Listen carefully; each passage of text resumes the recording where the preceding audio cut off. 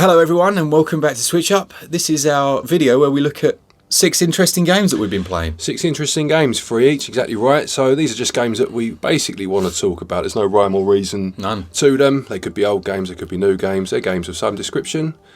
Yeah.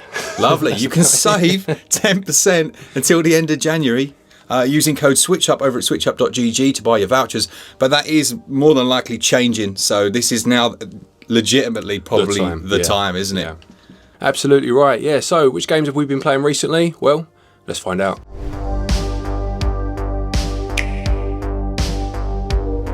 Okay, I'm going to start us off then. It was a Cubic Games release, I think, that we actually mentioned in a sales video. And it's called Blade of Darkness. Well, it's not called Blade of Darkness, not to me. It's called Severance. Do you remember this one? I don't know of it, but I know you mentioned it at the time because it was a game that came up that obviously because of the name change, I guess, didn't resonate with you, and then you realised it was a game you played before. Is that right? People started talking about it in the comments, saying Severance, and I was like, oh man, I played this back on the PC. Yeah. And at the time, like, it was a marvel. It was a technical marvel. It was like the first game to use like real-time shadows. So like you'd have moments where like, and I know it doesn't sound like anything anymore, but you'd go around the corner and you'd see light flickering in the distance, and then you'd see the shadow of an enemy, and it would get massive as it passes the light source, and you'd think like there's a huge beast, and then this little thing comes running out, like a little rat runs past or something. A little rat.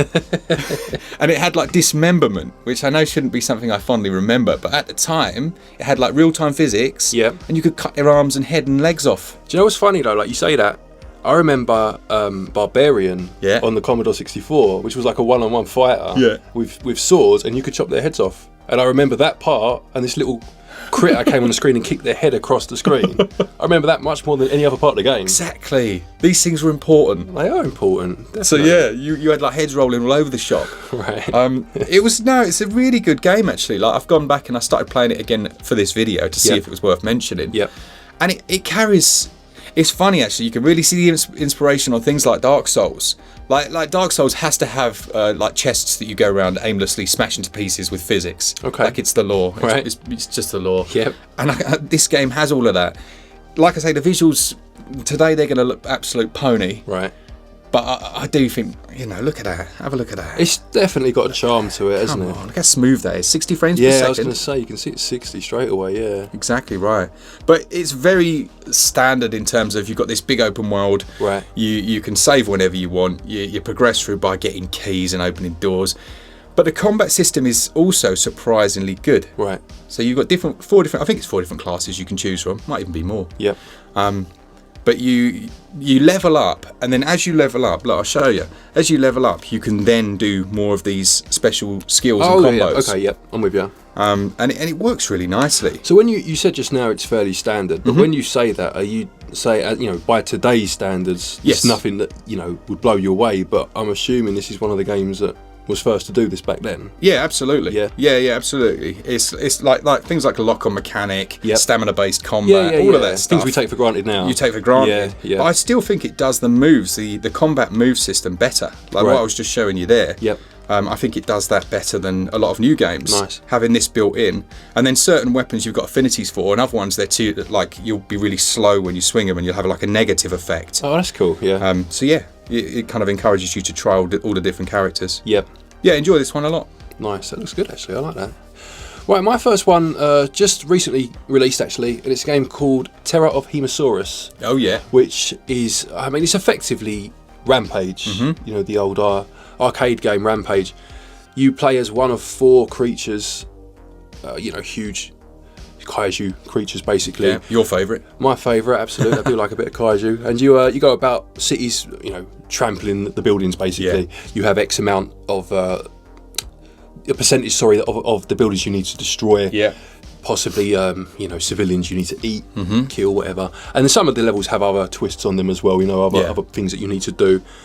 But it is basically Rampage. Right.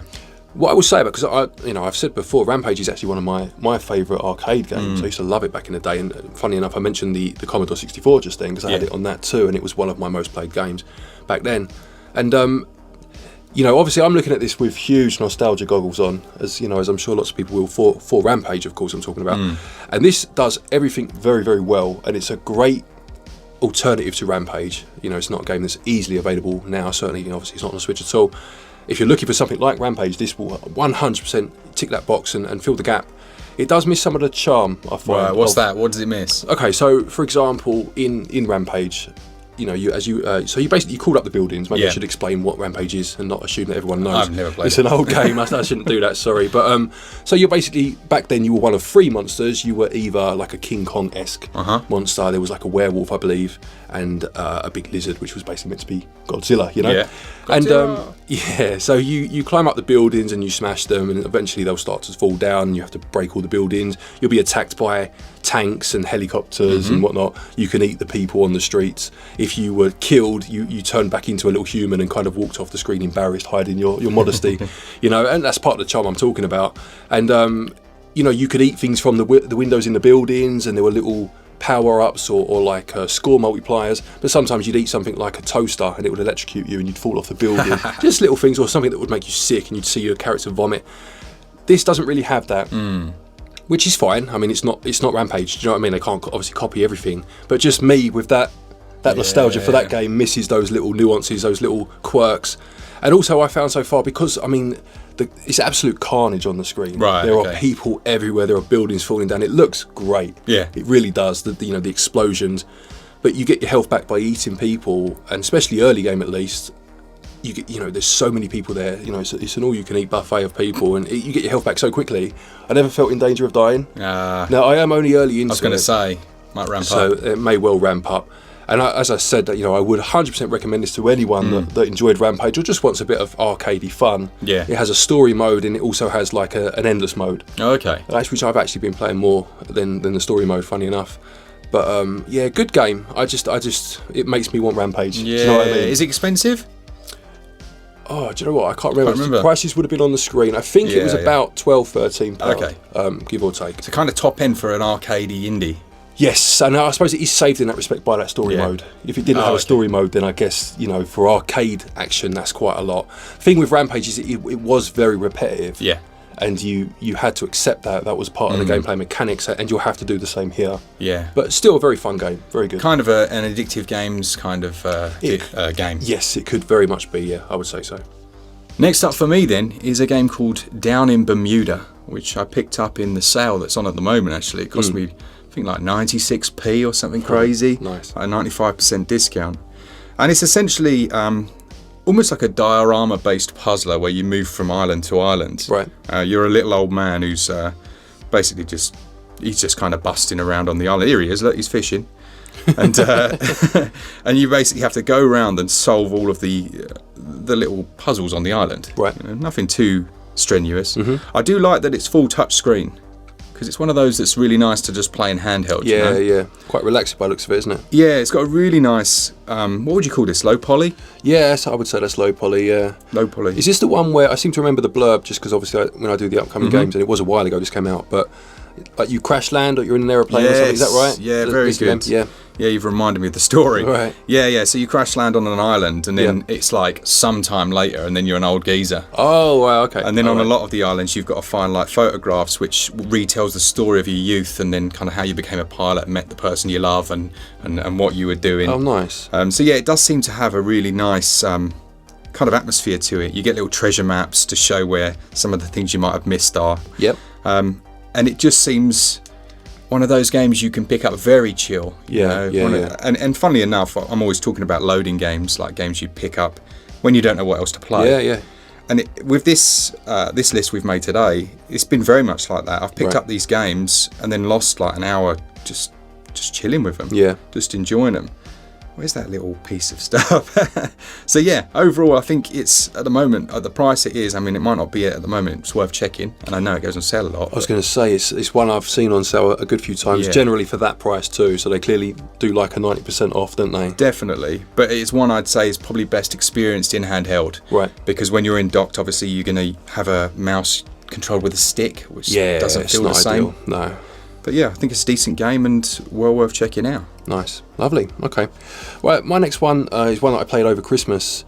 Generally over Christmas I play a longer game. I've said before, like an RPG. This year that just wasn't possible. We're having some work done in our house, and it was pandemonium. So I played a short game. And it's a game called MADiSON. Do you know that this rings one? a bell. So it's basically a horror game. Okay. A first person, the kind of standard walking simulator. A lot of horror seems to be done this way these days. And you play as this man, and you turn up at this house, and it's your family's house. You don't know the story as you start. Yeah. It's your granddad's house, I believe, is how the story goes. But it starts to get tied into this serial killer, and you start to find notes and whatnot about this serial killer, and the story kind of builds from there. And I won't say too much in terms of the story so as not to spoil it. But what I will say about the game is, well, two things actually. First of all, I will say that it is pretty standard. Right. If you've played a first-person horror game, you know what to expect. You know what I mean? Yeah. However, what I will also say is it does have some of the most effective jump scares I've ever seen in a horror game. Now, that may well be because I played the vast majority of it, if not all of it, actually, in handheld mode. Yeah. We were at the in-laws over Christmas or just after Christmas, and I played it. Obviously, didn't have the dock, so I played it in handheld, and maybe just having it that close to your face and something, blares at you helps. But whilst I don't necessarily like jump scares, if it's done effectively and it does its job, then fair It's play. working, isn't You got it? me, didn't you? Yeah. So it does use those very well. It's one of those games where you can't exactly die for the most part. There are a couple of sections where there's an enemy. Okay. A couple of sections, and you can die in those parts, to be fair. But for the most part, it's just about that exploration and the atmosphere. Yeah. But I will say, actually, this was a physical copy I bought, or I got for Christmas, actually. But I think it's about £20 odd on the eShop, which I would say is too expensive. However, if it is one that you end up finding on a sale or finding that physical for a decent price, and you like your horror games, of course, it's worth playing. There you go. So what's the overall storyline of it? What's the point? Why are you in this mansion, or is it just generic? It's not exactly generic. Like I say, it refers to this serial killer. Yeah. And your family being somehow interlinked with it. Yeah.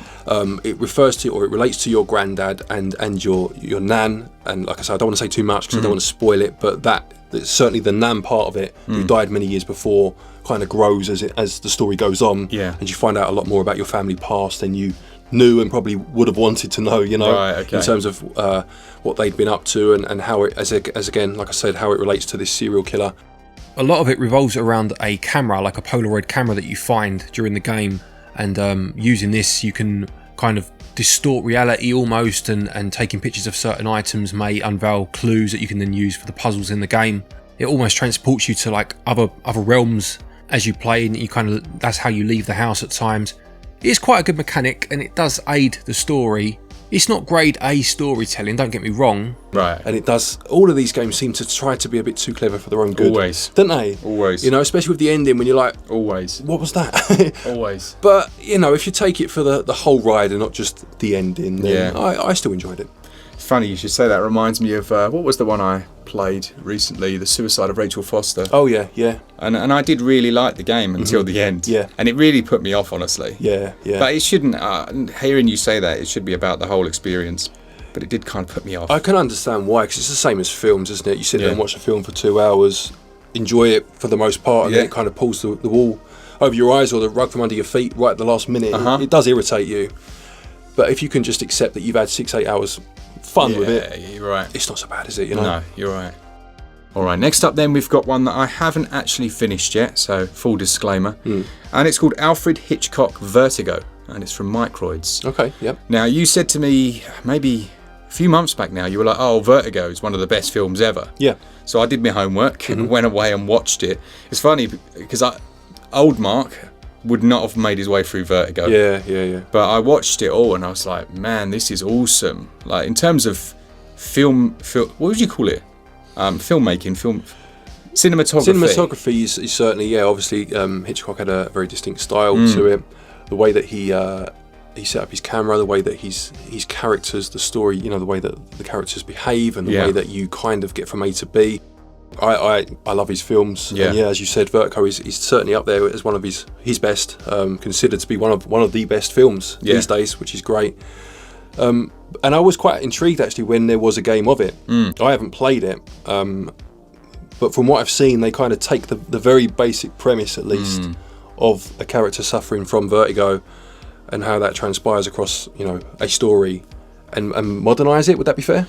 I'd say that's completely fair. Yeah, the difference, obviously, it's a completely different cast, completely different storyline. Yep.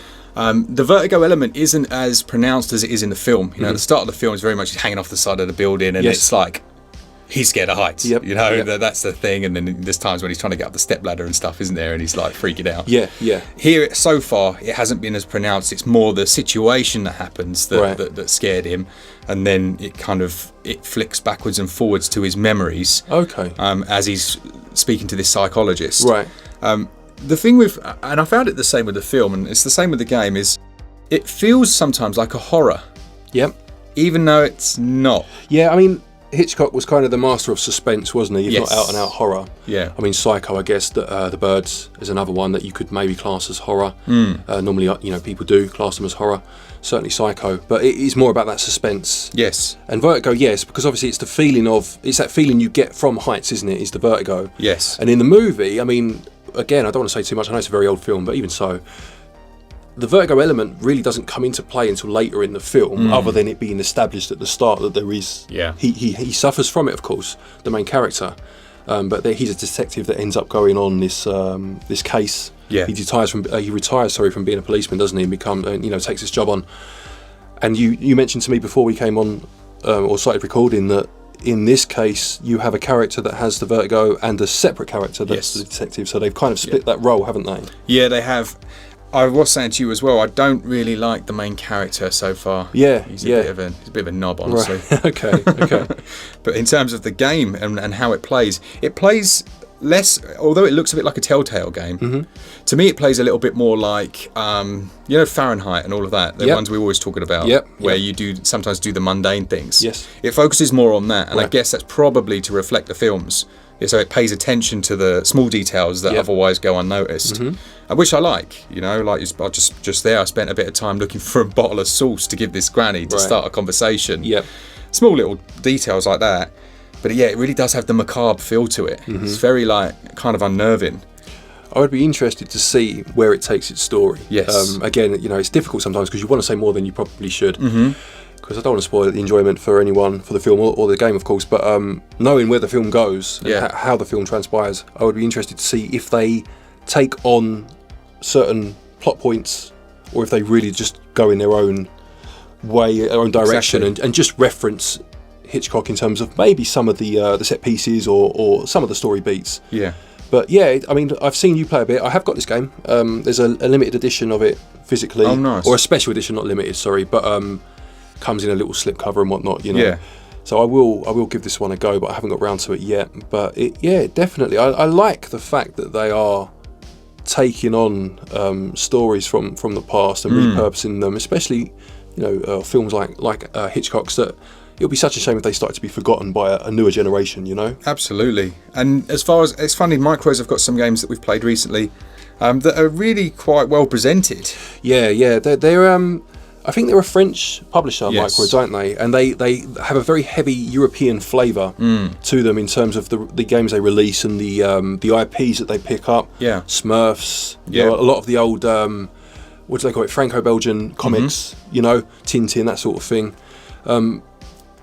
Or not, I don't think there is a Tintin game actually, it's Asterix, isn't it? Yes, There's a lot of Asterix games, maybe Tintin's next, but I like to see that, obviously being English and, being in Europe, it's nice to see some of those IPs get a bit of love, Absolutely. Okay, my last one then is a game, funny enough, we just spoke about Microids, it's another one of their games, and it's Smurfs Kart. So, as I just mentioned, they do pick up a lot of these Franco-Belgian comic book characters, with the Smurfs being one of them. They did a platformer for the Smurfs, or published a platformer for the Smurfs, which I've heard is actually pretty decent. Yeah. And they've also done, now a kart game, a kart racing game, which again is not too bad. No. It's not fantastic, and it probably is overpriced if it wants to compete with the heavy hitters you have on the Switch. But it's most certainly playable, and it is pretty enjoyable, isn't it? I think for what you're for what you want in a kart game, compared to some of the competition that's been out, some of the earlier Nickelodeon games, they didn't you know, they weren't great. This does the karting side really well if you're doing local multiplayer, and that's the caveat, isn't it? Really? Yeah. That the whole thing's local. Yes, yeah, and that's probably why it's overpriced, to be honest. But I liked the locations. I mean, what I will say about them is you have like the Forest Cup, and then you have 4 tracks based in the forest. So from that perspective, it is quite samey, because obviously you have the same setting for four tracks, but they are decent tracks. Yeah, you know, you have some alternate routes that you can take, some fun set pieces. The tracks are pretty solid, to be fair. You have a list of characters, I think, again, 12, maybe 15, give or take, something like that, weren't there? Again, I have to say that obviously they're all little blue people. So, you know, if you're looking for huge amounts of variety, you're not going to find it. If you're a fan of the Smurfs, though, you're going to see some of your favourite characters. You're going to love it. You're going to enjoy it for sure. But it is fun to play in multiplayer, you know, and it has quite an interesting starting mechanic. You know, generally in games, you've got your 3, 2, hold down, accelerate, go, you get your speed boost. This one has like a rev counter, doesn't it? Yes. Yeah, you got to hold it in the green, haven't you? That's right. So you got red, green, red, and you kind of have to get it on that green section and keep it there until go, you know. Yeah. And then you'll speed off, which I thought was nice, just to see something different on that. It has all of the drift mechanics, you know, so you can power slide, I should say, to give you a boost. The longer you do it, the more you boost. I didn't find it that beneficial though, the power sliding, I have to say. Yeah. No, I think you're right. I spent the first few races not even using it. Yeah, and you would absolutely destroy it. Yeah, I was kind of hopping around, right, as opposed to drifting around, you know, as you can in some games, and that worked well.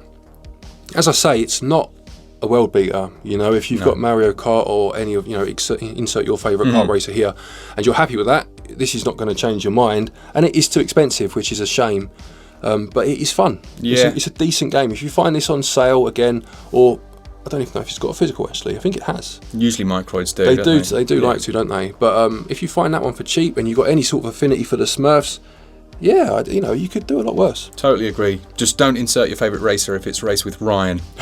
Oh man, do you remember that game? Yeah. Wow, that was...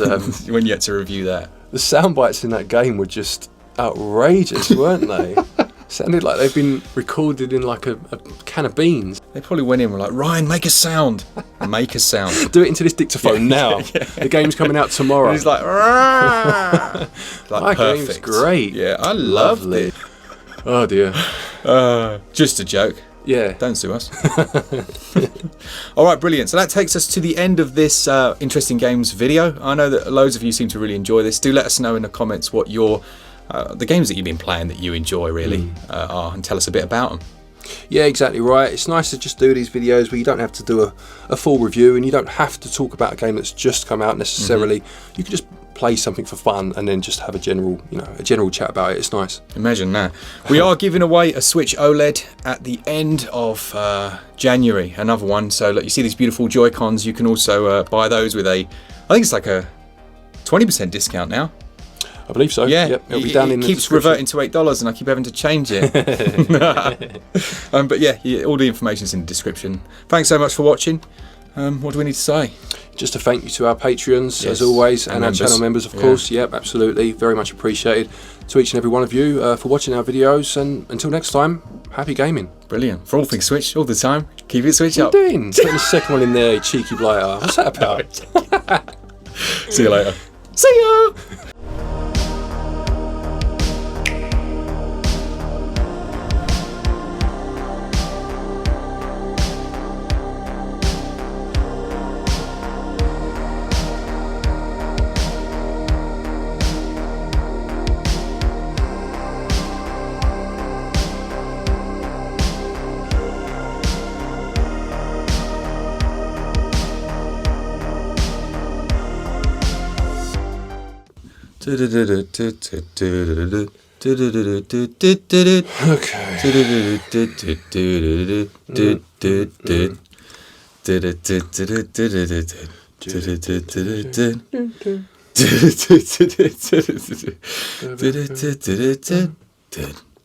Hi everyone.